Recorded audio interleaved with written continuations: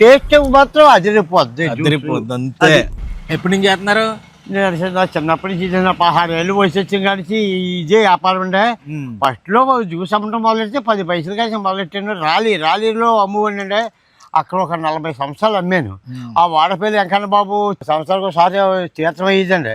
ఆ తీర్థాలు చూసుకొచ్చే 3 రోజులు అమ్మితే ఓ 20 రూపాయలు, 15 రూపాయలు, 30 రూపాయలు అమ్మేది. 3 రోజులు గ్లాసు 10 పైసలు. 10 పైసలు అంటే ఎంత వస్తుంది అనుకుంటున్నారు?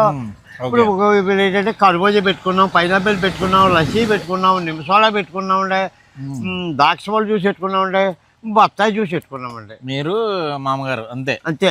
ఇంకా దాని మీద చిన్నప్పటి నుంచి అలాగే కలిపిన అలాగే పోద్ది. ఆ టేస్ట్ మాత్రం అదిరిపోద్ది. అదిరిపోద్ది అంతే. నీకు రుణపడి నాకేమో రుణపడే ఉండవు. బోల్డ్ ఇది వీడియో తీసి పెడుతున్నారు. అది రుణమే నాకు. మళ్ళీ డబ్బులు ఎగట్టేస్తున్నారు. వీడియోలు తీసి పెట్టినంత మాత్రం రుణమే ఉంది. నీ కష్టాన్ని చూపించాను ప్రపంచానికి అంతే బాబాయ్. నేనేం చేశాను? లక్షల మంది చూశారండి. అవును.